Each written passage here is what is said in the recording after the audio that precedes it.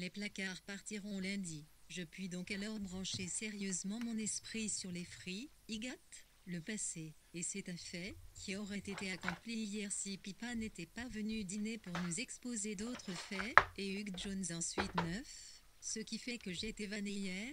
Vent, pluie et froid. Suis donc allé perversement à Kew avec Anne qui est restée jusqu'à 8 heures. Une belle personne athlétique, la tête dure, sentimentale aussi, j'imagine. Vivant à Brunswick Square avec Richard. Lundi ils partent pour la Corse pour une petite excursion en famille, tous les deux. La grippe s'est attaquée à Flossiel et à Cleave. Dîner fourni au 8 F Street.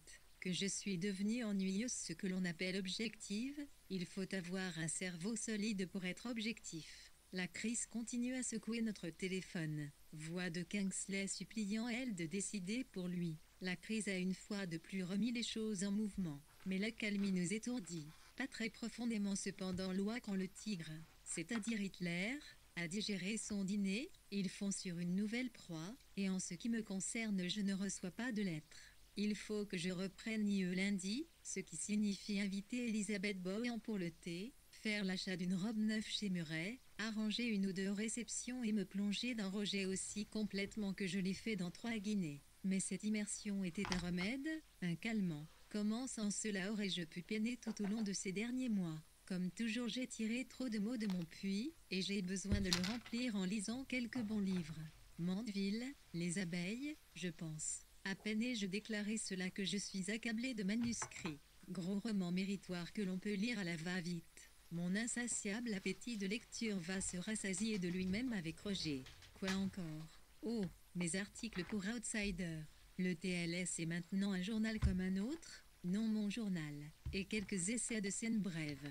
La pièce de Stefan Spenders Trial of a Judge. Prost, est-ce d'un juge? Mise en scène par le groupe Theater, Dner AS l'affiche pendant une semaine à l'Unity Theater Club dans Camdenton. L'exemplaire dédicacé que Amphi AVW a été vendu chez Sotheby's le 27 avril 1970. Philippa, Pippa, Strachey, 1872-1968, actif propagandiste de la cause des femmes, secrétaire de la London National Society for Women en service pendant plus de 30 ans. Elle dit chez les Wolf le 24 Philip Hugh Jones, né en 1917, fils de Philip Morel et d'Alice Jones, laquelle pendant la guerre avait été la secrétaire de Philip Morel, par la suite fit partie du personnel du New et Alma, et Nation. Elle était à cette époque étudiant de première année à King's College, Cambridge. Flossie, Mrs. Riley, sœur de la Mabel et Lasquin de VW, était la femme de journée et cuisinière de Nessa VW à Cité Bernard de Mandeville, Light Fable of de Berre, ou Primevire, Public Benefiu, 1714, Dantry, Is, Guinée, chapitre 1er, note 34, citation probablement empruntée son édition DR 1924 en 2 volumes par F.B. qu'elle avait eu en sa possession, et l'Odyssée, et quelques jours sans rien faire entre le thé et le dîner. Puis mon Xods demain, l'inconscient demande une augmentation, jeudi 31 mars, mais j'ai trop de travail de routine, de travail ingrat, maintenant que je corrige les épreuves des notes, pour écrire ou pour inviter. Rose et Jérémy Hutchison viennent dîner ce soir 12 et les styles ne marchent pas bien, et je déteste ma main pour l'instant paralysée. Et j'écris 2 pages de Roger, puis cette coupe m'a été arrachée des mains par les épreuves. Puis il va y avoir encore les épreuves de la mise en page. Marcher dans la City me procure un grand soulagement. Léa Télane et Neuvillecourt, 2 terrains nouveaux. Puis Ethel Smith. Puis K. Martin avec son éternelle antienne, après dîner. Puis Monsieur H et le parti travailliste demain. Ce n'est donc pas encore maintenant que je vais faire un plongeon dans l'obscurité. Et je viens de faire l'achat du livre de Fitzgerald sur MME de Sévigné et peut-être pourrais-je l'aborder. Il fait de nouveau très chaud. Aucune lettre, de nouveau. Colfax proprement remise à sa place. Elle écrit sa pièce, celle qu'il a mijotée toutes ces 10 dernières années, c'est sa seule semaine de liberté. John n'est pas encore rentré de l'étranger. Il était à Vienne lors du coup de force de Hitler. Sheila Grandu vient ce soir. Oh, et Judith et Anne qui traînent partout ici avec Richard et une toute petite personne du nom de Shaun mardi 12 avril. Toujours est-il que le 1er avril, je crois, j'ai commencé Roger, et mes dents de ses mémoires. J'en suis arrivé jusqu'à la période de Clifton 2. C'est la plupart du temps un travail systématique et sans doute faudra-t-il le réécrire. Après avoir tant atermoyé, voilà pourtant 20 pages en place. Et c'est un réconfort considérable que de pouvoir m'attaquer aussitôt à ce travail posé, routinier, qui va me permettre de franchir l'horrible dépression laissée par 3 guinées. Je n'ai pas obtenu de elle autant de compliments que je l'espérais. Il a dû avaler toutes les notes d'un trait toutefois, et je présume que les épreuves, attendues pour demain, me feront l'effet d'une douche froide, me décevront. Mais je tenais à faire ce livre, je le voulais avec une telle violence, une telle persistance, une telle ardeur, une telle urgence et avec un sentiment d'obligation que je ne saurais dire. Et maintenant je me sens calme, apaisé, comme si j'avais dit ce que j'avais à dire et déclaré, c'est à prendre ou à laisser, j'en ai fini avec cela. Je suis libre pour de nouvelles aventures. Alain Jérémy, né en 1915, fils de John et Mary Hutchinson, était encore un étudiant de première année à Magdalen College, Oxford. Dictionary of Madame de Sévigné d'Edward Fitzgerald. Dictionnaire des dramatis personnae figurant dans sa correspondance que j'oublie et confonds toujours, présenté et annoté par Mary Eleanor Fitzgerald Kellery, sa petite nièce. L'exemplaire de VW comporte un index au crayon, de sa main, sur la page de garde de chacun des 2 volumes. Elle les a donnés à QB, la pièce de LW, Neuhôtel, sur les horreurs de l'âge crépusculaire de l'Europe, fut publiée par la Hogarth Press en 1939. Sheila Grand-Dufy, 1913-2004, bien apparentée et idéaliste, après avoir quitté Oxford, avait un du journalisme en Europe centrale, elle s'était de plus en plus alarmée de la dérive de la politique étrangère de la Grande-Bretagne et des dangers de l'apaisement, en particulier vis-à-vis des menaces grandissantes.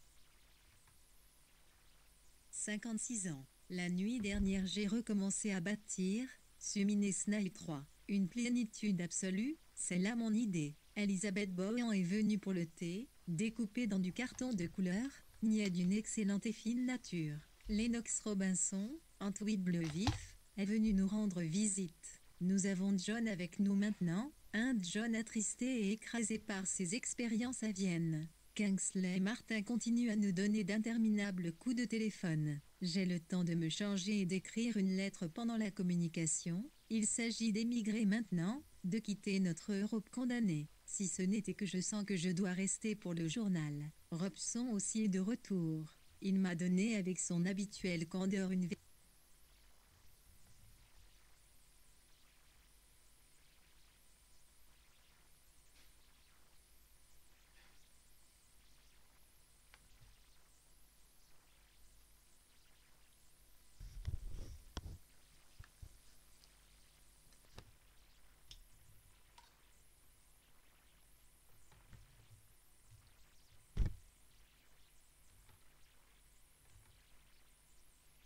La nuit dernière j'ai recommencé à bâtir, Suminé Snail 3. Une plénitude absolue, c'est là mon idée. Elisabeth Bohan est venue pour le thé, découpé dans du carton de couleur, niais d'une excellente et fine nature. Lennox Robinson, en tweed bleu vif, est venu nous rendre visite. Nous avons John avec nous maintenant, un John attristé et écrasé par ses expériences à Vienne. Kingsley Martin continue à nous donner d'interminables coups de téléphone. J'ai le temps de me changer et d'écrire une lettre pendant la communication. Il s'agit d'émigrer maintenant, de quitter notre Europe condamnée. Si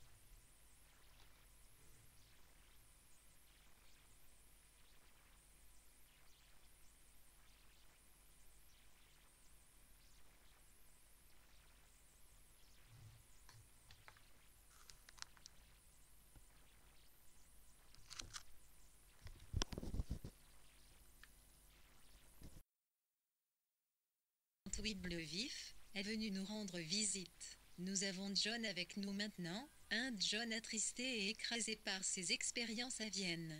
Kingsley Martin continue à nous donner d'interminables coups de téléphone. J'ai le temps de me changer et d'écrire une lettre pendant la communication. Il s'agit d'émigrer maintenant, de quitter notre Europe condamnée. Si ce n'était que je sens que je dois rester pour le journal. Robson aussi est de retour. Il m'a donné avec son habituelle candeur une vertèbre de vache montée en broche. Paquet tout proche, les belles sont à Charleston.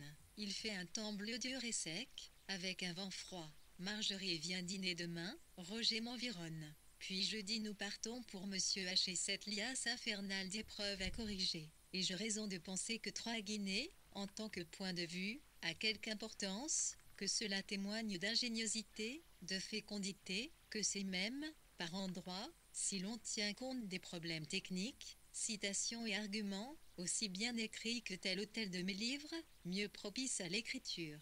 Je pense que c'est plus substantiel qu'une chambre à soie qui, lorsque je le relis, me paraît un peu trop égocentrique, désinvolte, sommaire, quel que soit son brillant, sa vivacité d'allure. Je me méfie de la vulgarité des notes, d'une certaine insistance. Mercredi 13 avril, mais les épreuves ne sont pas arrivées, et ainsi j'ai donc pu jouir d'un répit relatif, que j'ai passé, que je passe, à lire les lettres de R en essayant de décider ce qu'il faut supprimer dans les fragments concernant l'école et comment rassembler le dossier de Clifton. Je ne serai plus aussi littéral maintenant, mais que vais-je être? Et cela m'irrite un peu d'avoir à rechercher tant de faits. Et ce qui m'irrite aussi, c'est qu'un quelconque écrivassier français, non identifié vienne, me dire que je suis incapable d'extérioriser, donc pour le contredire je souhaite être intelligente et ainsi étant, intelligente, apprécierai la lecture de 3 Guinées, et ainsi de suite. Journée très belle et très claire, un printemps sans pareil, si persistant, si constamment inattendu, ce soleil. Tous les arbres ont maintenant leurs feuilles, et pas besoin de contrôler, les jacinthes sont finis. AMH, nous aurons donc l'été dans tout son éclat. Dimanche dernier, c'était l'été et aujourd'hui, ô ces plumes, je suis toujours allé jeter et à en espérer une meilleure. Il se peut que nous fassions des mondanités, que nous allions à une réception chez Suzanne Laurence. Pourquoi? Dieu sait, alors que nous en avons refusé tant d'autres 5. Il est probable que les bénéfices de la Hogarth battront cette année tous les précédents, 2500 livres. C'est là, dans le journal de VW, la première allusion à ce qui allait se développer pour donner un livre au titre varié Pointe-Zéol, Pointe-Saul ou Pointe-Saul, mais qui fut finalement Between the Net, entre les actes. La première page de la première esquisse est datée du 2 avril 1938 et intitulée Nuit d'été, voir Virginia Woolf Pintole. Premiers et derniers manuscrits d'entre les actes, présentés et annotés par Michel Aleaska, New York, 1983. LW publia un manuscrit dactylographie plutôt sommaire, lourdement corrigé à la main, sous le titre de Moments Summers Night, Nuit d'été, dans la collection d'œuvres posthumes de Moments. Mais d'après ce que montre le manuscrit dactylographie de la bibliothèque Berg, cela paraît être une tentative plus tardive que fit VW de donner vraiment forme à son idée. Lennox Robinson, 1886-1958,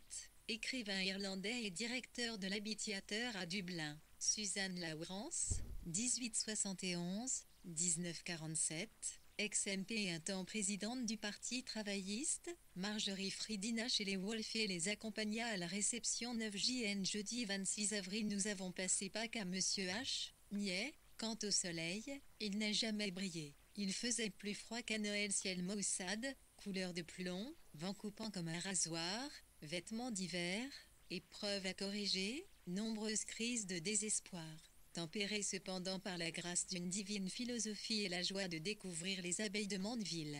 Et vraiment, c'est un livre fécond, le livre même que je cherche. Puis voilà que Quentin nous téléphone, c'est pour vous prévenir. Avez-vous reçu une lettre de Pipsy? Ottoline est morte. On lui a dit que P était en danger de mort et le choc l'a tué, et il vous demande d'écrire quelque chose sur L6, alors que Monsieur Louic et Monsieur Musel, entrepreneurs, explore le grenier en vue d'une nouvelle pièce. J'ai donc dû écrire, l'horrible petite boulette s'est incrustée dans mon cerveau et me laisse tout étourdi. Mais malgré cela me voilà déjà en train d'ébaucher un nouveau livre, seulement, de grâce, qu'on ne m'impose plus cet énorme fardeau. De grâce, que ce soit de l'inattendu, de l'improvisé, quelque chose que je puisse expédier en une matinée, pour me reposer de Roger. De grâce, n'établissez pas de plan, n'ayez pas recours à l'ensemble des immensités cosmiques, ne forcez pas mon esprit laid et méfiant à embrasser un autre tout auquel contribueraient toutes les parties, du moins pas pour l'instant. Mais laissez-moi noter ceci, pourquoi pas Point Zéol, ce serait le lieu central de la littérature qui se concentrerait sur les absurdités de la vie et leur effet cornique, et j'y mettrai tout ce qui me vient à l'esprit. Mais à bas le je, le nous à la place. Mais qui devra-t-on invoquer à la fin, le nous composé de bien des choses différentes. Le nous, c'est toute vie, tout art, tous les orphelins, les vagabonds, un taux dérivant, capricieux mais pourtant complet en soi, l'état présent de mon esprit et la campagne anglaise, et une vieille maison d'aspect théâtral et une terrasse où déambulent les bonnes d'enfants, des gens qui passent et une perpétuelle diversité, un perpétuel changement de l'intensité à la prose, et aux faits et aux notes, mais en voilà assez, il faut que je lise Roger et que j'aille au service funèbre d'hôte, à 2h30, à St. Martin de Fiel d'où je représenterai aussi T.S. Eliot, selon son absurde requête, mercredi 27 avril. Service funèbre d'Otoline. Ah, mon Dieu, le manque de conviction, les lamentations, les bredouillements, les sacs que l'on tripote, le piétinement et l'énorme masse brunâtre des darnes respectables de South Kensington, et puis les cantiques, et le clergyman au surplis barré d'une brochette de décoration, et les vitraux orange et bleu et un petit drapeau d'enfant fiché dans une lézarde, en quoi tout cela concerne-t-il Otoline ou nos sentiments, à part la locution qui fut tout à fait réussie, une étude critique vraisemblablement écrite par Philippe et prononcée d'une voix vive.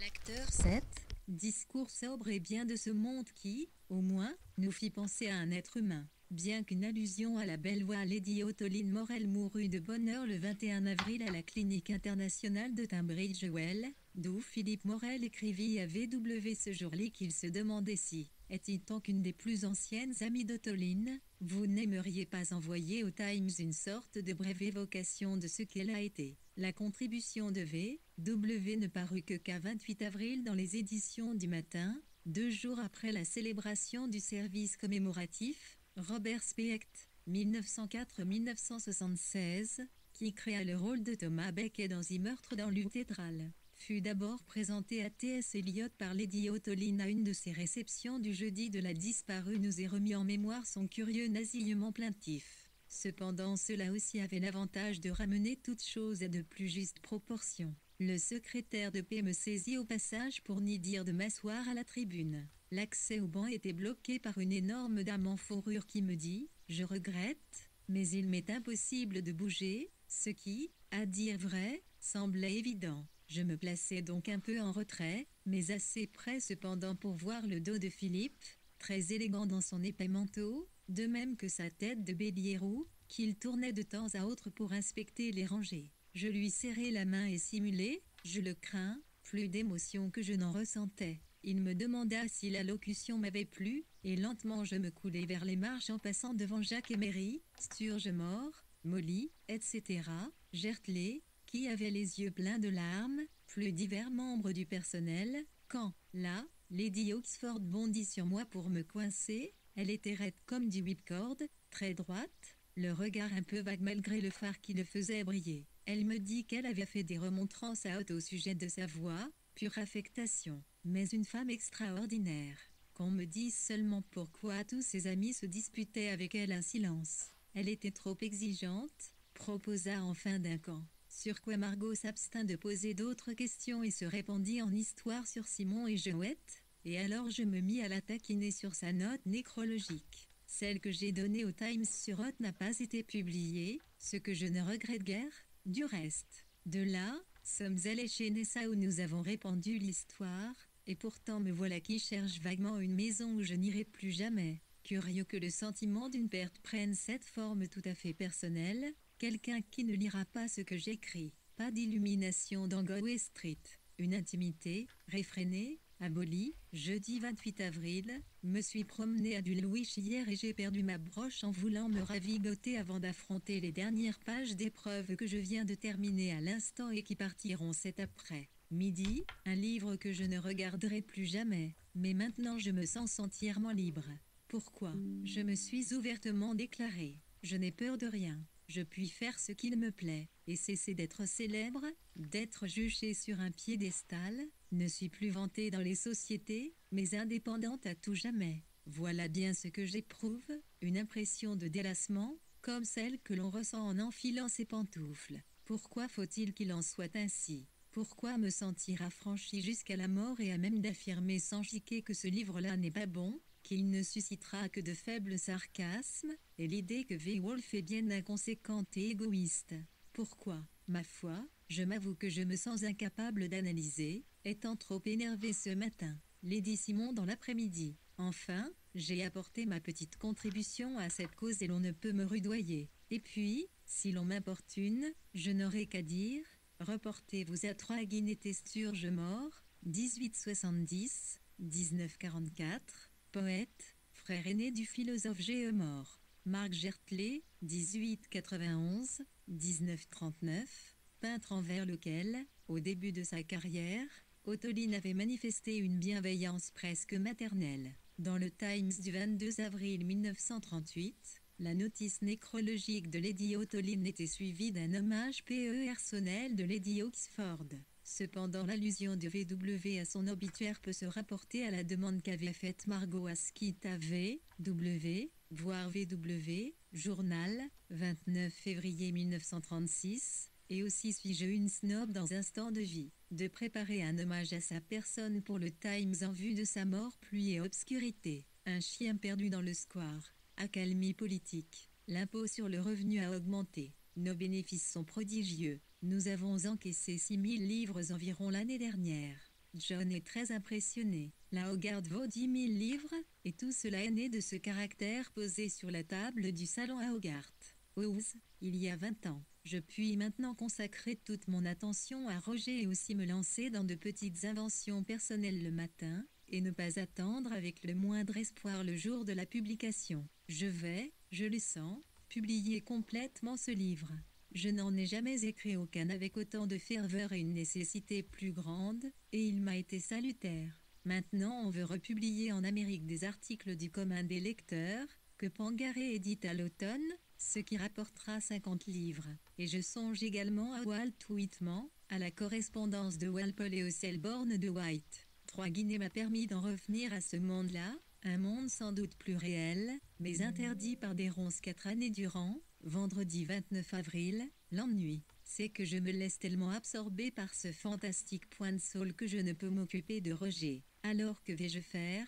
Mais je n'en suis encore qu'à mon premier jour de liberté. Ce qui m'a rendu à moi-même, c'est une notice concernant 3 Guinées à la première page du nouveau, du volumineux TLS1I. Enfin, on n'y peut rien, je dois me cramponner à ma liberté, à cette mystérieuse main qui s'est tendue à moi, il y a près de 4 ans. Entre-temps, Lady Simon est venue pour le thé. Bien entendu, elle s'attend déjà à ce que je reçoive mon châtiment, et cela leur dépend comme je le prévois moi-même. Elle est d'un très bon ciel de la terre, c'est une femme mal fagotée, mais décidée, avec laquelle je suis en bons termes impersonnels. Hier elle a fait allusion à ma fille, la plus douée de mes enfants, qui est morte, et elle est partie, en fourrure brun chocolat et puce, faire une enquête sur les écoles élémentaires du Suffolk. Belle journée, pour une fois. Chien perdu dans le square. Elle et moi avons une autre petite fête hebdomadaire cet après-midi. Je me sens tout étourdi, planant entre deux mondes comme une toile d'araignée, mais sans rien à quoi attacher mon fil.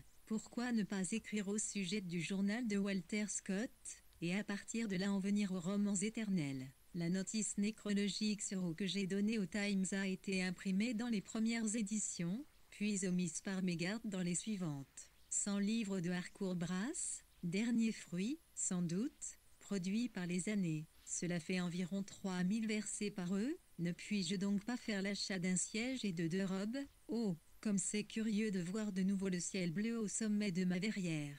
Le commun des lecteurs fut publié par les Penguin Books, dans la série des Pelican Books, à 6 pence le volume. Les commandes de l'Amérique étaient transmises par l'agent littéraire Anne Waquin. VW n'écrivit pas d'article sur Walt Whitman, son essai sur Walpole, fondé sur l'édition de Yale des lettres de Horace Walpole au révérend William Cole, 1937, et intitulé Deux antiquaires, furent artisés par l'Atlantic Monda, voire plus loin. C'est à Oti 1938, mais il parut dans la Yakevie. VW écrivit effectivement sur le Selbarn de White plus tard non pour les Américains. Sous le titre Nouvelles et notes de la première page, agencé de façon nouvelle, du TLS du 30 avril 1938, on signalait que Mrs. Wolfe, qui a renoncé à ses intérêts dans la Hogarth Press, va prochainement publier un nouvel ouvrage intitulé Trois Guinéachis dans lequel elle développe certains motifs déjà esquissés dans les années, etc. Antonia, la fille de Simon, enfant excessivement doué, était morte en 1929, à de 12 ans, après avoir été malade pendant 3 ans. Il pleut à torrent maintenant, la sécheresse est interrompue. C'est le pire des printemps que l'on ait jamais enregistré, ma plume est malade, et même toute la nouvelle boîte. J'ai mal aux yeux à cause de Roger et je suis un peu effrayée à l'idée de tout le travail que va représenter ce livre. Il faudra que je m'arrange pour le raccourcir et l'alléger. Il m'est impossible, ne l'oublions pas, de l'étirer, de faire un ouvrage long et soigneusement littéral. Par la suite, il me faudra généraliser, lui donner de l'élan. Mais alors que faire de toutes ces lettres? Comment puis-je m'écarter des faits lorsqu'ils sont là et contredisent les théories? C'est un problème. Mais je suis bien convaincue que je ne pourrai pas m'en tenir physiquement à un portrait du genre Royal Academy. Qu'allais-je dire? Malgré cette plume récalcitrante, voici elle qui vient me demander comment j'imagine qu'Alibi Benedict. Je la vois grasse et juive, elle est maigre et juive. Je présume que notre premier désaccord avec John nous viendra de son complexe de la mode. L'HB doit être dans le vent. Il veut refuser la Kabbalah, roman vigoureux, à la Arnold Bennett, parce que c'est démodé. Et quelle ligne de conduite vais-je adopter au sujet d'une nouvelle pour New Rating alors que je n'ai pas l'intention de servir de réclame à ce ramassis de vieilles nouveautés? C'est là nos difficultés. Mrs. Nichons en offre une au sien. En surface, c'est une écervelée tape à l'œil des bas-fonds, fille d'un médecin de Hastings, a un enfant. L'enfant a une inflammation des amygdales. Mrs. N est très naïve. Elle a fréquenté les bas-fonds. L'ange est parti en se dandinant comme une oie. Vers quelle sorte de vie, nous l'ignorons. Je reçois très peu de lettres et nous prenons notre jour de sortie le vendredi désormais et nous sommes allés à St. Alban dans la tourmente grise et nous avons vu des pavements romains gardés par des hommes en par-dessus, qui surveillaient leurs fils imbéciles. Avons pris le thé et entendu les dames du lieu discuter des réjouissances pour la fête de l'Empire, parmi lesquelles un gâteau rouge, blanc, bleu décoré de petits drapeaux. Que diront-elles de Trois Guinées? Mais je suis philosophe. Fondamentalement, et me sens, comme je l'ai dit, quitte de tout cela. Une polémique dans les journaux, au sujet du portrait que Wyndham Lewis a donné de Tom et qui a été refusé. Tom qu'il a fallu représenter aux obsèques d'Hot Clive à Charleston. Dimanche soir seul avec Nessa. Oh, Seigneur, j'exprime là mon désespoir, que Julien ne soit plus là, je veux dire, cette blessure qui saigne et on reste sans voix. Je vais donc acheter une chaise par cette journée humide de façon à me tenir occupé. Lundi 9 mai j'écris ceci pour occuper le restant invariablement confié du lundi matin en miettes. Avons quitté Rodmel en auto dans la lumière matinale pour monter à Londres. Soleil qui surgit, miraculeusement, la Burnham abîmée par le rude printemps, mais de Kabbalah avait été un des premiers titres retenus pour Myland, de Kathleen Knott, publié par la Hogarth Press en octobre 1938. Quant au parti que VW a pris au sujet de New Rating, voire VW, de l'été, VI, N03385. Mrs. Nora Nicolas prit son travail de chef de bureau à la Hogarth Press le 2 nuit en remplacement de Miss Lange. Le 21 avril, le comité de sélection de la Royal Academy refusa le portrait de T.S. Eliot exécuté par Wyndham Lewis, qui se trouve actuellement à la galerie municipale de Durban. Dans l'explosion de fureur qui suivit, Augustus John démissionna de l'Académie, institution que Lewis qualifia de bazar répugnant, ce qui permit à ce dernier d'attirer l'attention sur sa propre personne. 19 mai, 18 du roast ou de inéni sur l'aubépine ainsi que diverses touches délicates d'or, de rouge et de bleu jacinthe sur les arbres, et appris en arrivant que Richard ne peut venir dîner, ni aller le soir voir jouer Angelica, qui, d'après Nessa, s'est taillé un triomphe quand elle a dansé. On le mentionne dans le Times, de même que la conférence de Miss Philly Bentley 3 sur ma personne. Vais-je lui dire quelque chose de vrai au sujet des années, par exemple,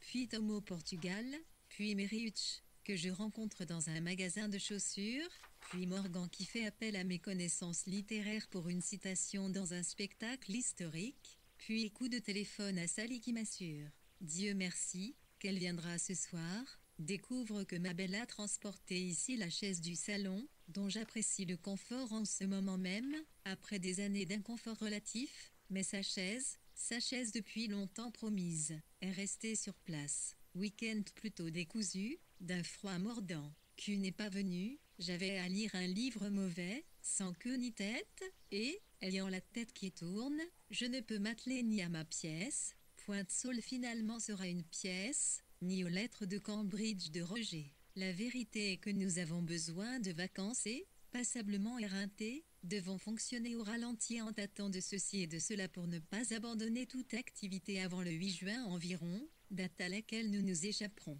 Dimanche, cependant, nous avons fait une promenade, assez lentement, pour ménager ma tête, partant de Darringneville pour aller vers Bishopston en suivant la route longue de la colline, tracée par les charrettes de temps immémoriaux. À la moitié de la colline, je ne sais quelle herbe mettait du bleu et violet, puis les genêts qui flamboyaient, soyeux, à l'odeur de noisettes, les lièvres qui détalaient. Sommes rentrés à la maison pour une partie de boules et pour cette sotte et ingénieuse imitation et, comme elle me fait détester ce que j'écris moi-même. Ceci se rapporte là, sans souci de la grammaire, au livre de Messerton 4. Une semaine mondaine nous attend, Bella est rentrée, déjeuner avec Clive, aller chez Philippe Morel pour choisir une bague et faire du sentiment, 2 pièces ou jouant Angelica. Et, au diable cette affaire-là, samedi chéret. Elle en est exaspérée. Et maintenant déjeuner. Jeudi 12 nier déjeuner Clive, fadaise et respectabilité outrancière, manque de profondeur implacable. Chez Philippe après le thé, et serrer la main de Milly la grise.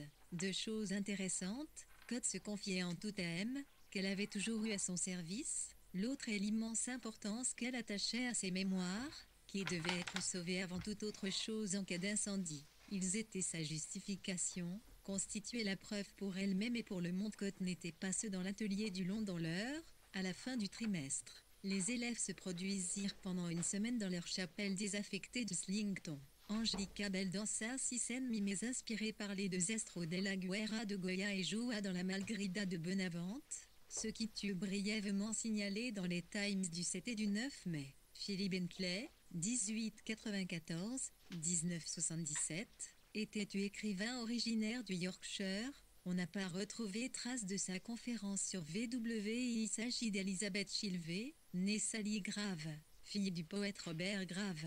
Richard, quelques lignes plus haut, et son mari. Le 19 mai, VW répondit à une demande inquiète de Messerton qu'elle n'avait pas encore eu le temps de lire son roman de Single Roomie, Le chien, le monde solitaire, voire VW, de l'été, VI, numéro 3,386. Il s'agit de Mickey Redems, la fidèle femme de charge de Lady Ottoline qu'il avait de longue date à son service qu'on pensait. Me suis assise avec Philippe dans le salon d'en haut, lui plein de bonté, moi sur mes gardes. Simple, quelques légères réserves, nos mains se sont effleurées au-dessus de la bague. Il insistait pour que j'accepte certaines choses. Je me sentais plutôt gênée, j'avais comme l'impression d'être un vautour. Je ne voulais pas accepter tant de choses, mais j'ai pris la grosse bague verte et les boucles d'oreilles en perles, le châle et l'éventail. Une sorte d'éclat de rire à l'adresse de moi-même. Voilà que je m'enrichis aux dépens d'Ottoline, mais cela n'est pas tout. Philippe a été laissé complètement en dehors, comme il l'a dit. Oh, alors qu'elle était mourante l'été dernier, a soudain nommé Hackey, un vulgaire paysan irlandais selon P, exécuteur littéraire, avec Bob G, à Thorne, Hardy et E1 au PE5. J'ai aussitôt conseillé à P d'écrire tout de suite un solide mémoire. Il le fera, mais je devrais y ajouter un chapitre. Nous avons sorti le coffre, contenant tous les volumes reliés, de couleur orange, qu'elle plaçait toujours sur un tabouret, tout rempli. Que faut-il faire? Et puis le grand couvre-lit, Julien, la fille des Morel, méprise le côté boutique de curiosité d'eau, elle ne veut même pas regarder ces choses-là. On n'était pas une bonne mère, elle ne voulait pas avoir d'enfant et plutôt des Cathy, simples, enjouées, avec une large cravate de satin noir, et une faiblesse cardiaque après un effort trop violent accompli, jadis, à l'aviron. Le spécialiste, pensant qu'Othe était une épouse ordinaire, demanda « Voulez-vous la vérité ?» « Oui bien, le moindre choc vous tuera. » « Quel âge avez-vous ?»« 67. »« Vous ne verrez pas vos 68, à moins de vivre comme une pomme de terre. » Ottoline fondit en larmes, ce qui lui arrivait rarement. Puis Philippe se remit, elle tomba malade paralysée je ne sais quelle affection nerveuse. C'est alors qu'on lui apprit la mort du docteur. Elle fut malade toute la nuit, il y eut un mieux, et puis elle mourut subitement au petit matin. Elle avait cependant écrit une lettre d'adieu au duc, comme si elle s'était attendue à cela. Salon jonché de débris, mal entretenu. Soirée ravissante d'un bleu d'œuf de grive. Dôme écheminé d'un dessin très pur et très net. Suis rentré à pied avec mon écrin de chagrin, le châle et l'éventail, ultime cadeau d'Aude vendredi 20 mai. À plusieurs reprises j'ai eu dans l'idée de noter par écrit les espoirs, les craintes et ainsi de suite que j'ai ressenties en attendant la parution, le 2 juin, je crois, de 3 Guinées, mais je ne l'ai pas fait, parce que, vivant dans l'univers solide de Roger, et puis, de nouveau ce matin, dans celui, éthéré, de Pointe-Saule, je me sens très insignifiante, et je ne tiens pas à éveiller de sentiments. Ce que je crains, c'est le charme provoquant et le creux. Ce livre que j'ai écrit avec une telle passion, pour soulager une tension intolérable, ne fera pas courir la moindre ride en surface. C'est là ce que je crains, et je me sens mal à l'aise à l'idée d'assumer ce rôle aux yeux du public. Ottoline avait fait la connaissance en 1936 de l'écrivain irlandais Francis Hackett, 1883-1962, ainsi que de Signe, la femme de celui-ci, d'origine danoise, et elle était rapidement devenue une de leurs intimes. Son amitié avec Hop Mirley, 1887-1978, et avec l'honorable Robert Gatorn Hardy, 1902-1973, dura une vingtaine d'années et ce fut finalement ce dernier qui se chargea d'annoter et de préparer ses mémoires pour leur publication en 2 volumes, 1963 et 1974. Ottoline, qui avait déjà dû suivre un régime pour sa santé, avait eu une attaque en mai 1937 en apprenant que Philippe Morel était cardiaque. Dès lors, elle fut soignée par un certain docteur Cameron, effectuant de longs séjours à Sherwood Park, Tunbridge-Wells, la clinique privée de celui-ci. Mais son traitement à base de prontosil ayant été sérieusement mis en question par le corps médical, le docteur Cameron se suicida le 19 avril, à Sherwood Park. Ottoline y mourut le 21 avril. Le duc était son demi-fier, le 6e duc de Portland inquiète aussi de cette autobiographie étalée devant tout. Mais TCS, ceci dit pour rire honnête, sont entièrement connipensés par le soulagement et la paix que j'ai acquis et dont je jouis en ce moment. Je suis désormais débarrassé de ce poison, de cette agitation. Et ce n'est pas tout non plus. Car en rejetant tout cela j'ai pris ma décision une fois pour toutes. Je n'aurai pas besoin d'y revenir ni de répéter. Je suis en dehors de tout cela. Je peux suivre ma voie, faire travailler mon imagination comme bon me semble. La meute peut aboyer n'y parviendra jamais à m'atteindre. Et même si la meute des critiques, amis ou ennemis, m'accorde ni attention ni sarcasme, je n'en reste pas moins.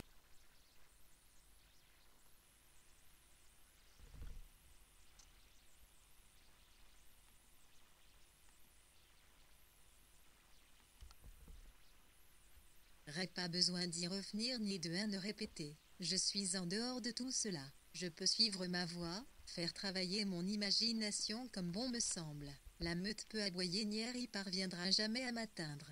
Et même si la meute des critiques, amis ou ennemis, m'accorde ni attention ni sarcasme, je n'en reste pas moins libre. C'est là le résultat concret de cette conversion spirituelle.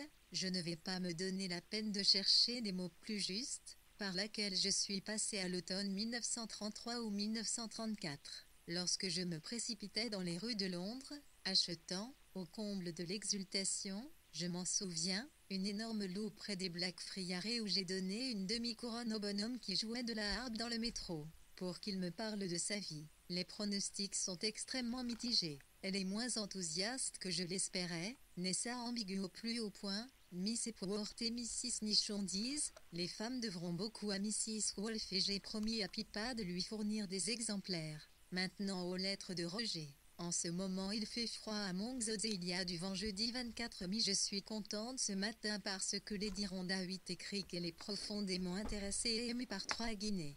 Théo Bozanquet, qui a eu un exemplaire de presse, lui a lu des passages. Elle pense que cela pourrait avoir une grande répercussion et, pour ce qui est d'elle-même, signe, votre reconnaissante outsider un bon présage, parce que cela montre que certaines personnes seront secouées, qu'elles réfléchiront au livre, en discuteront, et qu'il ne s'envolera pas entièrement en fumée. Bien entendu, Lady R est déjà en grande partie de mon côté, mais, comme elle est au plus haut point patrioté du genre bourgeois, elle aurait pu être tentée de faire des objections.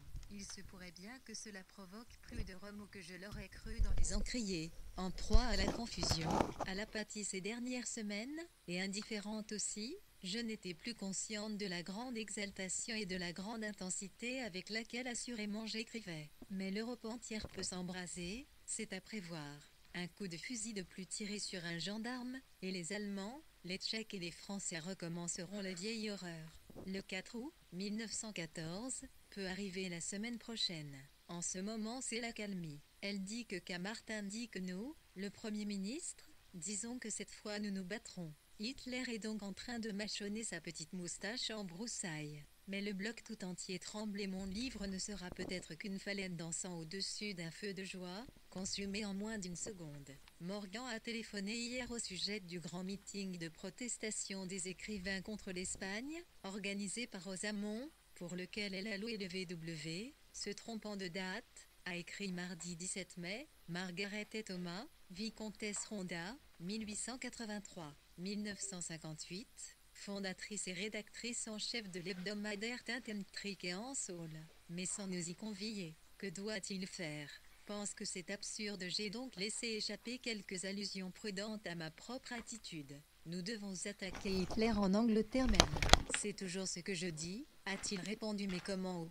Je suis en contact avec Pippa et Newnham, il parut approuver. De toute façon, il ne veut pas prendre la parole au QH, ni envoyer un message. Et maintenant en route pour l'exposition florale de Chelsea.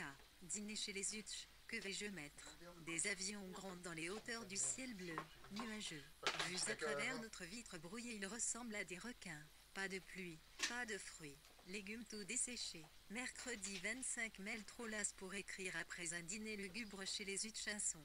Qu'on me permette donc de gribouiller ici. K est morte. Je l'ai lu par hasard dans la News, chronique l'avant d'aller à l'exposition florale. Ni fleurs ni deuil. Pourquoi est-elle morte ? Et moi, qu'est-ce que je ressens ? Oh, que l'on n'est jamais assez sensible à la mort de ses amis. Mais ce que l'on ressent va et vient. Toujours en premier lieu des impressions visuelles. Cas allongé, blafarde et des traits tirés, ici avec au-dessous l'étendue plate de la mer et les bateaux qui passent et Will qui fait semblant de rien, pauvre petit bonhomme desséché, écrasé, toutes les pensées de K seraient pour lui. Sa passion pour le gamin qu'elle lui a laissé, sans savoir ce qu'il deviendrait, alors qu'elle ne peut plus veiller à son éducation, le protéger, faire des plans pour lui. Marc, je me souviens d'être allé là-bas un matin de printemps, alors qu'il dormait dans son landau, devant la porte, et K est arrivé précipitamment tout agité, de peur que je ne le réveille. Sa vie à elle, la vie de son moi personnel, a pris fin à la mort de Rupert, je crois. Après cela, elle a tenu un rôle très soigneusement et très délibérément choisi. La maternité, la vie publique de Will. De là un certain gauchissement. Elle n'était plus jamais naturelle, avec moi du moins. Et moi-même j'étais gênée en me souvenant qu'elle m'avait vue en proie à la folie. Elle venait à Asheham, à Oldfort, condescendante, encourageante, renonçant à ses propres plaisirs pour me soigner et pour aider. Elle, je ne crois pas m'être jamais sentie à l'aise avec elle. Cependant nous avions une affection qui remontait à loin, nous gardions le souvenir de bien des choses, Rupert, etc., dont nous ne parlions jamais. Elle avait d'irritants poètes dans la voix, comme s'il lui avait toujours fallu m'impressionner, par ses occupations, son statut social, même parmi les familles du comté, par ses responsabilités. Le fait qu'elle était arbitre dans je ne sais quel comité d'éducation, qu'elle faisait un travail tangible avec des gens importants, des gens réels, tandis que nous gaspillons notre temps à écrire des livres à Londres. Elle protestait trop. Signe d'insatisfaction, probablement. Avec Will, il lui fallait le transformer en quelque chose de noble, d'original, de brillant, de bien, à partir d'un matériau qui n'était rien, une réunion publique pour la défense de la liberté contre le fascisme. organisé par l'Association des écrivains pour la liberté intellectuelle, se tint au quai en Sibylle, le 8 juin 1938, sous le patronage de Flug Walpole, Philippe Guedalla, Rose Macaulay, Compton Mackenzie et Cecily L. Lewis, entre autres. VW a écrit par mégarde mercredi 18 juillet qu'Acox que VW avait connu bien avant leur mariage a tous deux mouru d'une crise cardiaque chez elle en Cornouailles le 22 mai. Elle avait épousé Will Arnold Forster, 1885-1951, en 1918 et Mark, leur fils unique, était né en 1920 et mourut en 1980. La liaison orageuse de K avec le poète Rupert Brooke est rapportée dans la biographie du poète K publiée Christophe et Flassal en 1964. Mais 1938 de tout cela, vraiment. Mais elle aimait la Cornouaille, moi aussi. On voyait qu'elle appréciait la vue ce jour où elle nous a emmenés au promontoire tout argent et bleu, aimait la lande ravissante, le blaireau et les renards qui glapissaient autour de la maison, et les longues promenades en voiture sur la lande de Zénor, et aller voir la bohémienne sous sa tente. Je crois bien que seule elle était plus heureuse qu'elle l'a jamais reconnue. Dans sa maison, et une maison singulièrement laide par certains côtés, empreinte d'une sorte de formalisme et dénuée de superfluité, elle était trop l'hôtesse qui tient maison ouverte. Mais en même temps c'était son rôle d'apporter de l'aide, de ramasser les chiens boiteux, d'organiser, d'administrer, de recevoir des confidences. Et quel mal y a-t-il à cela? Seulement, après la mort de Rupert, elle s'est mise à jouer un rôle. Mais il s'agit d'une chose superficielle. Car il y avait chez elle une loyauté, une solide bonté, une tendresse vraie sous les faux semblants, les enfants méritent, disait-elle, et une bonne dose de courage, de patience, de détermination pour se frayer un chemin à la rame. Bruine, ainsi que je l'ai appelé un jour, au café de Vienne en compagnie de Rupert. Bruine se frayant un chemin en frappant l'eau avec une queue de castor et des pattes courtes et maladroites. L'image avait plu à Rupert. Elle évoquait la forme épaisse de K, son ampleur. Elle avait les pommettes saillantes, un visage tout en longueur. Sa maladresse, sa robustesse, ne l'empêchaient pas d'avoir un teint très pâle. Lors de notre dernier séjour là-bas, nous l'avions trouvée amaigrie et ridée. Elle portait 2 ou 3 bagues de prix, des camées avec des têtes. Elle choisissait des couleurs vives et franches pour ses vêtements, enroulait un foulard de couleur autour de ses cheveux, fixé souvent par une épingle d'argent. Une femme à l'aspect original, en partie empruntée à un tableau de John, en même temps que vêtue de façon pratique pour conduire sa voiture, pour les comités, pour ses interminables rassemblements à Estive et à Truro. Siégeait au tribunal avec beaucoup de compétences, possédait une grande pénétration et un grand savoir-faire, plus un certain humour, étouffé seulement par l'aigreur de Will. Y réfléchissant maintenant, j'en viens à me dire qu'elle a gouverné sa vie avec beaucoup de maîtrise et de caractère. Il y avait sa journalière façon d'entreprendre des excursions, de se charger des situations, de se frayer un chemin à coups de rame courageusement pour se rendre là où elle voulait aller. Et je me demande si elle s'est rendue compte qu'elle mourrait, et ce qu'elle a pensé de tout cela. Et comme toujours, j'ai des regrets. À Noël elle m'a envoyé de la crème, et moi, dans la confusion de la maladie de elle, je ne lui ai jamais écrit pour la remercier. Quant à l'automne, elle a suggéré de venir me voir. Moi, tout occupée de Nessa, je n'ai rien organisé. Mais il en va toujours ainsi et l'on n'y peut rien. Et je pense à elle avec affection. Cette brave K. Le proène des silences qui nous séparaient était tissé d'une matière qui pouvait vibrer, et qui le fait tous est une image que je vois pour le moment, un adieu dans un demi-sourieux, allons, au revoir les enfants. Ne vous tracassez pas, tout va bien pour cette vieille K. Mais quant à Marc, jeudi 26 mai K a une attaque et elle est morte sans reprendre connaissance, c'est ce qu'en on sait faire par reçu ce matin de Klein F, beau-frère de K. On l'enterre aujourd'hui. Il pleut, il fait gris, et je n'irai pas au service funèbre. Will est au Canada, mais 5 minutes habituelles pour des notes. Mon humeur inspirée pour PH s'est épuisée. Roger à Cambridge est difficile à saisir. 3 semaines, et passablement anxieuse, avant l'Écosse, mais il reste vrai que je suis plus indifférente que je l'ai jamais été. Ces 3 semaines de la sortie du livre, Dieu merci, nous les passerons presque entièrement au loin. Et je compte en attendant occuper calmement mon temps en me forçant à ébaucher mon Horace Walpole destiné aux Américains. Pourquoi pas? Cela implique des lectures attentives, Un sujet à part et tout juste le temps de le traiter. Je suis incapable d'entamer un autre chapitre de Roger, trop las des faits réels. Vendredi 27 mai, cela paraît bizarre de travailler à loisir après tous ces mois de tension forcenée. Il en résulte que je dispose chaque jour d'une demi-heure pour écrire ici. Je recopie Roger et je vais ébaucher mon Walpole. Je viens à l'instant de signer d'une encre vert vive des circulaires. Mais je ne vais pas m'étendre sur d'assommantes corvées. Lettre reconnaissante de Bruce Richmond qui marque la fin de mes 30 années de collaboration avec lui, au suppli du Times 12. Quel plaisir j'éprouvais jadis lorsqu'elle m'appelait, on te réclame au plus grand des journaux et je descendais en courant au téléphone de Hogarth pour prendre mes directives quasi hebdomadaires. J'ai beaucoup appris sur mon métier en travaillant avec Richmond, comment comprimer un texte, comment le rehausser, et appris aussi à lire consciencieusement, en utilisant plus mes carnets de notes. Maintenant j'ai, jour pour jour, une semaine d'attente. Quand ce sera passé, ma détermination retombera. Voyons, si je prophétisais un peu, dans l'ensemble j'en tirerai plus d'ennui que de satisfaction.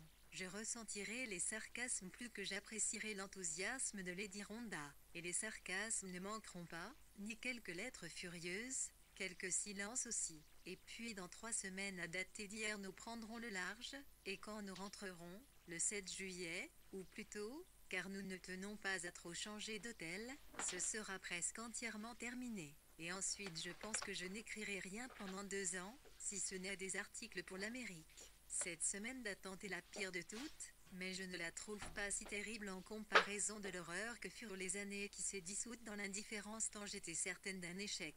Quant aux ventes, je n'ai pas beaucoup d'espoir, 6000 peut-être, et je présume que les librairies ne sont pas très chaudes.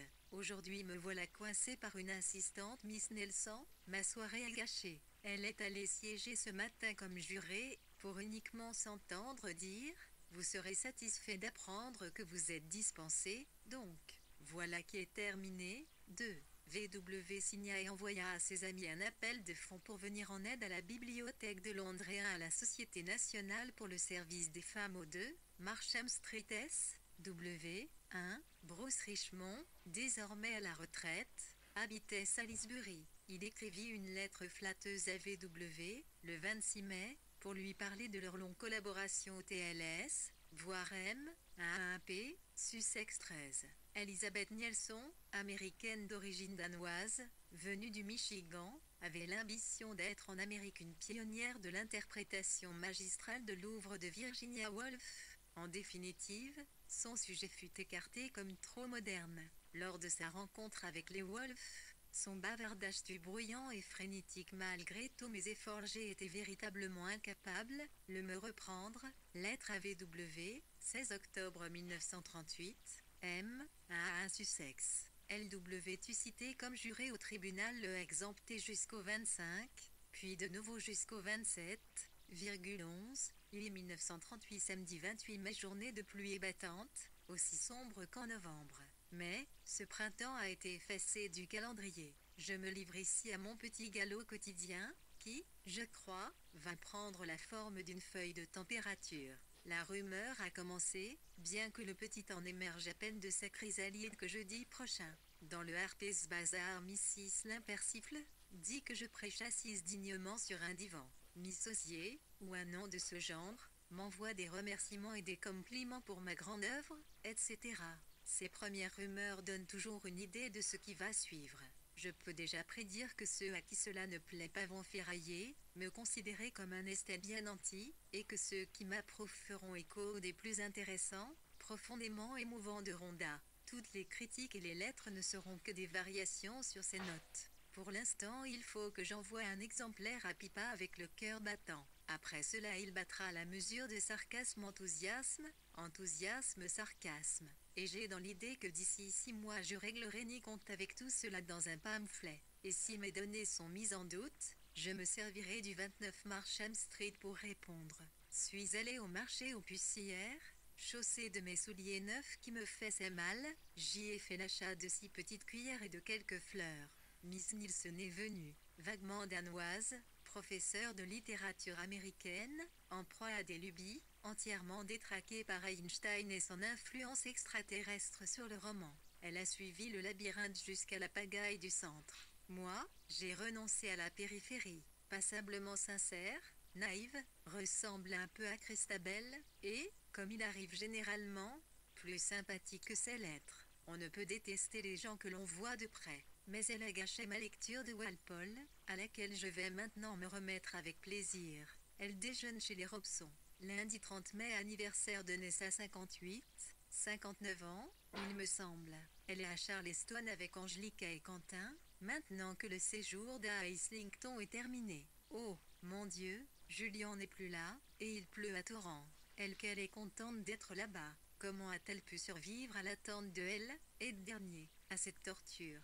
Celle-là, ce que je pensais tout en marchant vers Cook Square hier, en guise de fortifiant, avant que les petits Robson 15 et Tom ne viennent pour le thé. Un thé très copieux, qui fut presque entièrement dévoré. Le petit garçon s'est bourré de bonbons et en a même ajouté encore un déjà sucé par Sally. Tom est arrivé, imposant, en queue de pied et cravate de soie grise, devant, nous expliqua-t-il, se faufiler au service du soir juste à temps pour faire la quête, est marguillé à South Kensington. Très amical, récit très détaillé de son voyage triomphal donnant une critique de Ibis Guinée dans le numéro de juin du Harper's Bazaar. Sylvia LVND écrivait s'asseoir sur son canapé et garder la tête liwade. Quel charmant conseil c'est là. Mais hélas, Major Diosti, auparavant archiviste de la société Frobel, qui avait préparé pour la publication de Notre Boss Sussex, Womenhaton, les carnets d'une ferme seule, 1935, avait écrit une lettre reconnaissante de 4 pages MHP. La maison du docteur Johnson est située dans Cook Square, au-delà de Fleet Street. Hélène et Philippe, les petits Robson, avaient respectivement 7 et 3 ans environ, Portugal au titre de représentant britannique dans je ne sais quel comité chargé de remettre un prix. Et puis, à Salisbury, reçu chez les Richmond, il a fait une conférence sur George Herbert pour venir en aide à la cathédrale. J'ai été très amusée par la soigneuse analyse qu'il me donna de Juliette, grenouille très compatissante, pas de chiquet, pas d'élégance, donnant un dîner froid à 30 personnes. L'analyse de son propre échec, et celle de Priestley, nul en tant qu'artiste, tout cela scrupuleusement, péniblement objectif dans le détail, appuyé par son regard noisette, égaré. Mais je voulais noter la température. L'observer donne des précisions amicales, dit que Trois Guinées est un livre poétique, profond, de la même veine que mes essais, de sorte que cela apporte une autre note la poésie. Superbement écrit et débattu avec lucidité, pas un mot de pipa. Elle dit que je dois m'attendre à quelques critiques féroces de la part des hommes. Moi j'ajoute, de la part des femmes aussi. Et puis il y aura également le clergé. Mais je crois que je peux rester calmement à ma place, comme un crapaud dans un chêne au cœur de la tempête. Et je m'exerce à habiter ce cœur, je lis tranquillement, Walpole, Johnson, et je continue à me bourrer de Roger. Je suis maîtresse de mon âme. Voilà maintenant une chose dont je suis capable. Je ne me croirais plus obligée d'acheter une robe neuve chez Murray. Grande victoire pour la mal fagotée qui hante la City. C'est vrai que l'on ne peut plus vraiment m'éteindre. Mardi 31 mai, lettre de Pippa. Elle est enthousiasmée.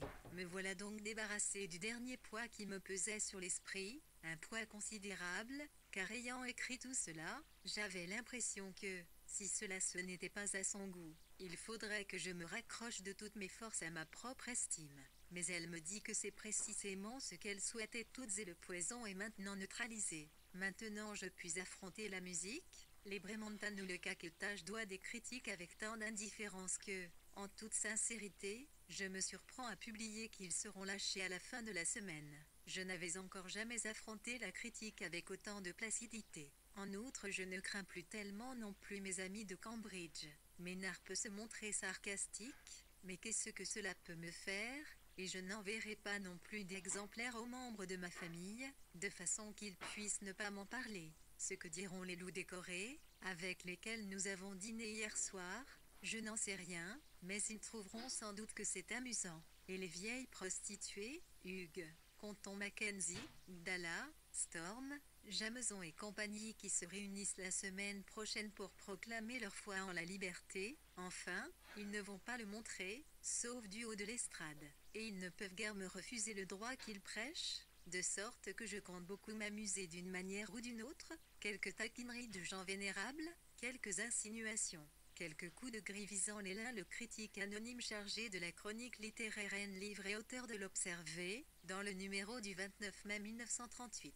Se laisser aller à prévoir un grand succès au nouveau livre de V.W. La lettre de Philippe Astrachet au sujet de Trois Guinées, je l'ai lu avec immense plaisir. C'est ce que j'attendais avec impatience depuis des années et des années datées du 30 mai 1938. Se trouve parmi la MHP Sussex là, encore une fois, V.W. joue avec le patronyme de sa belle famille, l'écrivain Wolf, Lou, ou au pluriel Wolve-les-Louzen. Voir plus haut, 24 mai 1938, note 9, 29 juin, 38 et l'Esquire, de même que d'intarissables compliments de la part des fidèles. Mais c'est l'amusement que j'apprécierai vraiment, le soin avec lequel Hugues défendra son appétit généreux pour les honneurs et les chèques. Le dîner d'hier soir fut une sévère corvée bourgeoise et patriarcale. Tom et Bella ont été reçus à la cour. Lui, avec toutes ses médailles et son tricorne, incarnait, selon Mrs. Wolfe, le bel homme typique et Bella avec sa tiare et son fleur, elles auraient éclipsé les médailles 19. Un très long dîner, des chaises dures, une conversation d'une cordialité forcée. Mais nous nous en sommes facilement tirés. Vendredi 3 juillet Rudmel c'est aujourd'hui la sortie de Trois Guinées et le TLS y va de 2 colonnes et d'un éditorial, plus une grosse manchette qui le barre de noir. Une femme déclare la guerre des sexes ou autre titre de ce genre. Et cela compte tellement moins encore que tout autre qu'équetage émis ce jour-là, que j'ai travaillé tranquillement à point de saule. Je n'ai même pas pris la peine de lire Erlin, ni de déchiffrer la manchette, ni de lire jusqu'au bout les articles du Times. Il est vrai que j'éprouve un sentiment de quiétude et de soulagement, mais aucune envie de lire les critiques ni de connaître leur opinion. Je me demande pourquoi il en est ainsi. Parce que c'est un fait positif que je cherche à communiquer plutôt qu'à écrire un poème. Je crois que c'est quelque chose de cet ordre. Dieu merci, nous avons 50 miles de feutre entre nous et le vacarme. Elle a parlé de l'école à Mississippi et finalement l'a gagnée à sa cause en la complimentant pour ses nouvelles housses de chintz, si laide qu'elle soit. Puis j'ai découvert une couleuvre à collier qui prenait le soleil dans la haie, mais quand elle est arrivée, elle avait disparu. Ensuite Mrs. Curtis nous a télégraphié pour nous inviter à une représentation de Macbeth à Glyndebourne. Avons refusé. Le soleil brille, il fait chaud et c'est connu il se doit en juin, mais il ne tardera pas à pleuvoir. Oh, cela m'a fait plaisir que le suppli du Times dise que je suis le plus brillant pamphlétaire d'Angleterre et aussi que ce livre peut faire époque si on le prend au sérieux. Et plaisir aussi que le listonné dise que je suis scrupuleusement exact et que j'évite en puritaine les envolées. Mais c'est à peu près tout. Toujours est-il que c'est la fin de 6 années de tâtonnement, de lutte et de beaucoup d'angoisse plus quelques moments d'extase, faire coup sur coup les années et Trois Guinées, comme si c'était un seul livre, ce qu'ils sont bien, en effet. Maintenant je puis de nouveau me lancer, et même j'en meurs d'envie. Ah, s'enfermer en soi-même, être seul, submergé 19. Sir Thomas Hawthorne, beau-frère de L.W., gouverneur et commandant en chef en Gambie de 1936 à 1942, a été élevé à la dignité de KCMG lors des honneurs de fin d'année. Trois Guinées donna lieu à une longue critique et fut discutée dans un article à la une du TLS du 4 juin 1938. Le Sun des référés du 29 mai portait en gros titre « Une femme déclare une nouvelle guerre des sexes, dit que les vêtements masculins sont atroces ». La critique de Robert Lin parut dans la News Chronicie du 3 juin 1938. Mrs. Ebb, femme du révérend John Webb, était membre du conseil d'administration de l'école rurale de l'Église d'Angleterre, qui jouxtait pour ainsi dire le jardin de Monkflose et constituait une source possible de contestation. Voir la chronique, non signée, des livres dans le listonné du 2 juin 1938. Mrs. Wolfe semble avoir infligé une retenue presque puritaine à sa plume de peur qu'elle ne charme qu'elle, raison et de la logique lecteur. 1. Elle pense à tout et elle est trop équitable et trop sincère pour vouloir leurrer. C'est mercredi j'ai abordé le sujet de Julien avec Nessa. C'est à peine si elle peut en parler. Comparé à cela, qu'est-ce qui compte? Mais tout en écrivant je pensais toujours à Julien. Dimanche de Pentecôte, 5 juin de tous mes accouchements voilà le plus facile. Comparez-le un peu à celui des années. Je me réveille en pensant que les jappements vont commencer et cela ne me traverse qu'à sans rien.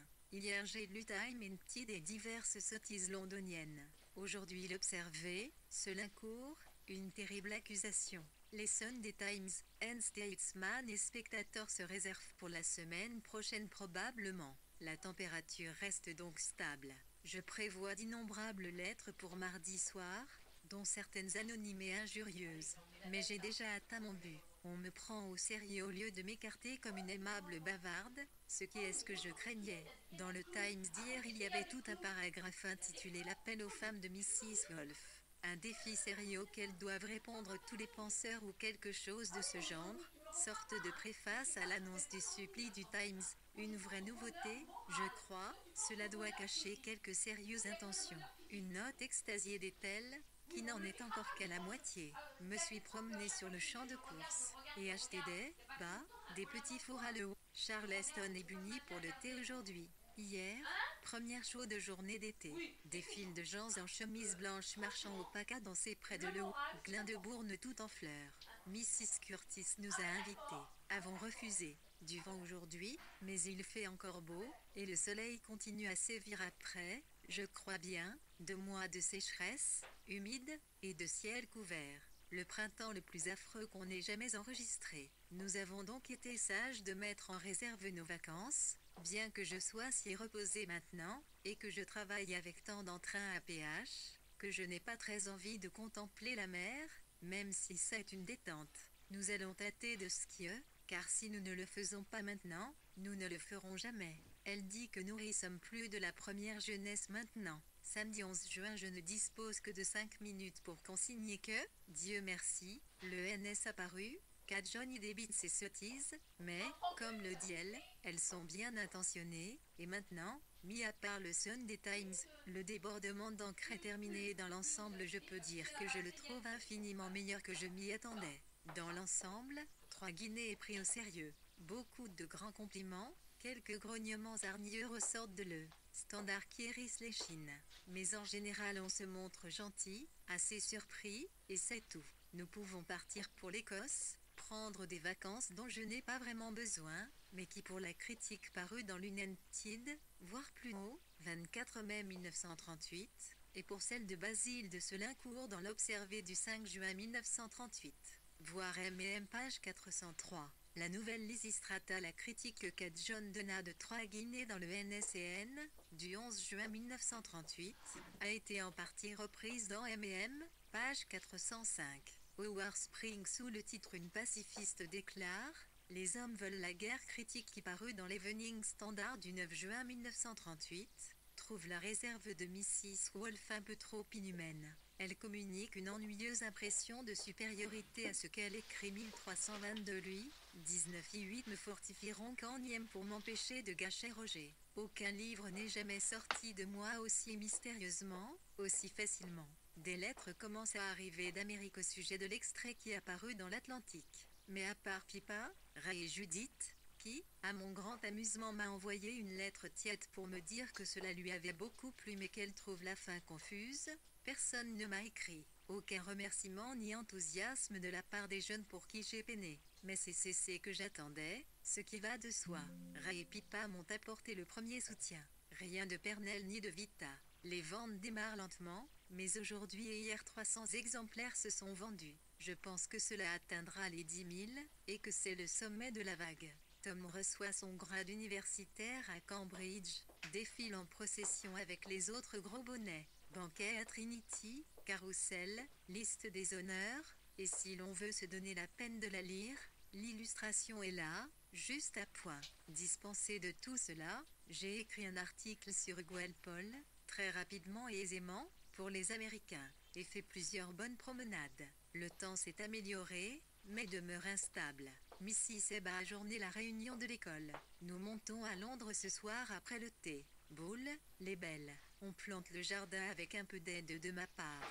Et il faut que je rentre dîner de moutons froids. Le 16 juin, les Wolf quittèrent Londres pour faire un petit voyage d'agrément en voiture dans le nord de l'Angleterre et l'Écosse, regagnant Tavistock Square le samedi 2 juillet. LW, dans son journal, LWP, Sussex, note leur itinéraire et les hôtels où ils descendirent. VW, comme à son habitude, prit en route de brèves notes au crayon qu'elle dactylographia chez elle le 5 juillet, voire plus loin, et inséra dans son journal.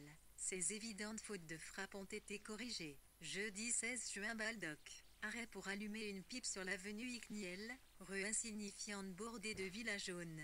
Sommes maintenant à St. James Depping, après Croixland, une magnifique église décrépite. Il fait maintenant très chaud et un vieux monsieur est en train de pêcher à la ligne. Vaste pays plat, rivière coulant au-dessus du niveau de la route. Continuons sur Gainsborough. Déjeuner à Petersburg. Cheminée d'usine. Le passage à niveau ouvert. Nous reprenons la route. Gainsborough. Palais vénitien rouge, dressé parmi les bungalows dans un carré de gazon mal entretenu. Haute fenêtre, mur penché. Labyrinthe de petites rues. Une étrange ville oubliée. Les lettres, le 1, Strachey, et tout signiploniel, archaïque, U, et de Judith Stoffan se trouve Patin, Lémy, P, Sussex. Au cours d'une cérémonie, O'Neill-Douin, chancelier tire l'université de Point-Virgule-en-Bridge, contrat de titres universitaires à, entre autres, Anthony Filan et un SORD se trouvait que Lord Baldwin, dans sa effoge de cérémonie, était le sujet d'Air la Tromélude Lustimuelit Intlier, l'ino-procession universitaire la Roni Emery assista au carrousel militant d'Aldershot le 111 111 et le 1 101 111 Elt, décerné à 2. Reltuve maire du roi leur annoncés ingénieurs T, juin et au golfe du H, ouais est une, 11 points près, mine, qui vaille proximative en Wilt, de Marlborough Galletchworth juillet 19.38 dimanche, 19 juin, aux STA, Northumberland, épineux, mouton, le mur romain et des garçons aux beaux cheveux blonds presque blancs alignés devant, des miles et des miles de campagne couleur de lavande, une unique route précaire couleur de filasse traverse l'immense étendue des terres désertes, laissées en friche. Aujourd'hui tout n'était que nuages, ciel bleu et vent.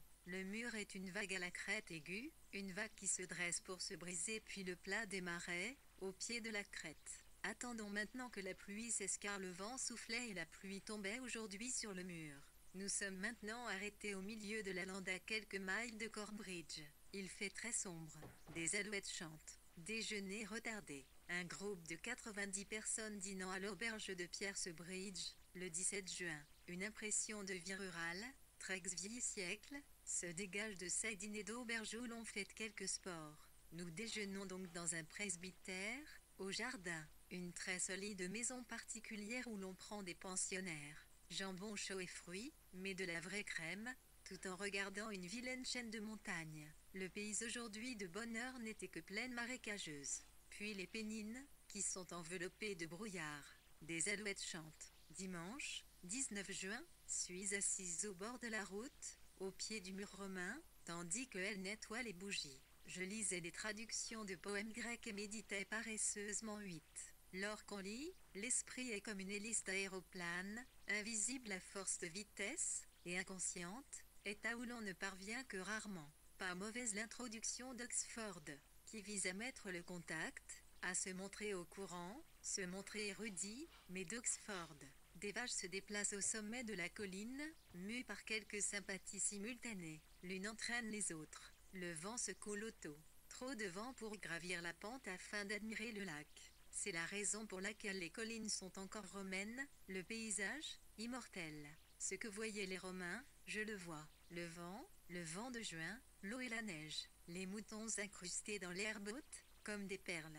Pas d'ombre, pas d'abri. Romains surveillant la frontière. Et rien ne vient maintenant. Et aussi je pense, avec de temps à autre une sensation désagréable, à la lettre de Vita. C'est fallacieux, je pourrais vous bourrer de coups de poing. Eh bien, laissons-la faire. Mais rien de tout cela n'est bien sérieux. Les fleurs des champs blanches qui bordent les préserbus sont toutes en proie à une violente agitation. Nombreux sites de fouilles. L'herbe des champs en conserve encore la trace. Pourquoi creuser? Non, je ne crois pas que cela conduise à une émouvante reconstruction du passé. Le fer n'aboutit qu'à la découverte de ce qui ressemble par trop à des fondations de ferme. L'impression d'un avant-poste qui en inspire les petites tours de guet demeure. Et l'effort pour se battre et le mur par-dessus lequel on épie. D'une excavation on a déterré une bouteille de verre. Et des latrines et la maison au trésor on s'agit d'Oxford Book of Creevers in Translation, recueil de poésie grecque présenté, traduit et annoté par Iphigame et Monsieur Bogra, 1938.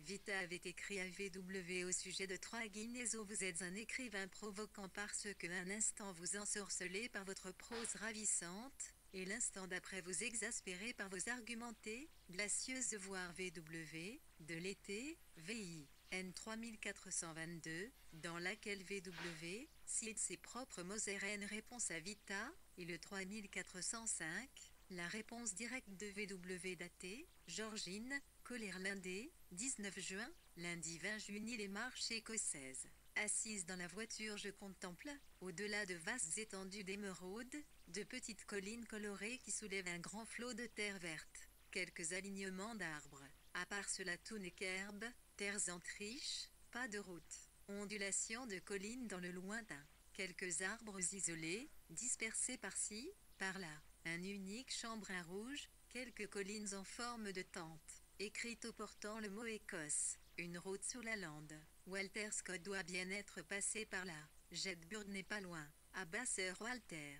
Journée froide et venteuse et par conséquent pavoisée de grandes tranches de bleu. Une romancière devrait être capable de décrire les deux sœurs vieilles filles qui ouvraient du courrier au petit déjeuner, des lettres aux adresses imprimées. Ce que cela peut être resté upide et jeudi le 18, une miette de la table du déjeuner à colère fort. Ces vieilles dames m'ont surprise à fumer un cigare. Elles font des patiences avec férocité, mais pas le dimanche, où elles lisent des livres sérieux. Mardi, 21 juin, sommes maintenant dans le Mid-Océan. Arrêt pour prendre de l'essence. Sur la route de Stirling, le brouillard d'Écosse s'accroche aux arbres. Temps normal pour les Écossais. Grosse colline. Affreuse maison puritaine. L'hôtel Hydro, de Melrose, a été construit il y a 90 ans. Une femme venue en visite a dit qu'elle avait vu Mrs. Wolfe se promener à Melrose samedi. De la double vue, car je n'y étais pas. Galachiel, ville de manufacture. Hideuse. Fragment de conversation surpris à l'hydro de Melrose. 12 voix de vieilles dames écossaises, assises à leur place attitrée, au coin du feu, sous la fenêtre. Je me demandais pourquoi vous vous promeniez avec un parapluie, l'une qui est en train de coudre. Je me demande si je ne devrais pas laver cela et tout recommencer. Je travaille dans la saleté, ici je m'interromps. Nous avons fait un arrêt à Driburg pour voir la tombe de Walter Scott. Elle se trouve sous l'arche brisée d'une chapelle en ruine. Juste assez de toit pour la protéger, et c'est là qu'il repose. Sir Walter Scott, baronnet, dans une sorte de boîte à thé, faite de chocolat et de blanc mangé, avec ces mots gravés en grosses lettres et sans fioritures sur le couvercle. Dame Charlotte enterrée près de lui, est recouverte aussi de la même dalle chocolat, qu'il a dû choisir lui-même. Et il y a quelque chose qui convient très bien à tout cela, car l'abbaye est très impressionnante, ainsi que la rivière qui coule au bas de la prairie et toutes les ruines de la vieille Écosse de beau autour de lui. J'ai cueilli en souvenir une fleur blanche de seringa, mais je l'ai perdue. Un endroit très spacieux, alors que Scott est bien à l'étroit, avec le colonel à son côté et Lockhart, son gendre, couché à ses pieds. Et puis aussi il y a le tombeau des ais, constellé de coquelicots rouges foncés. Voir ce qu'écrit Leslie Stephen au sujet de Walter Scott le 18 mai 1831, il persista et en assistant à une élection à Jedburgh a protesté une dernière fois contre la réforme parlementaire. Une foule de tisserands venus de Flowick envahit la ville pour insulter grossièrement Scott que l'on entraîna au loin sous une averse de pierres et de cris. Burke, Sir Walter, abat Sir Walter, les tombes de Sir Walter Scott, de Charlotte, sa fille Mune, de J.G. Lockhart, son gendre et biographe, se trouvent parmi les ruines du transept nord de la chapelle dans ce qui reste de l'abbaye de Driburg, H, dans le Wickshire, non loin de la sépulture des aides de l'Imerside. Le maréchal E.A.R.L. Flay, 1861 à 10, 8, commandant en chef de l'armée britannique sur le front français durant la guerre de 1014.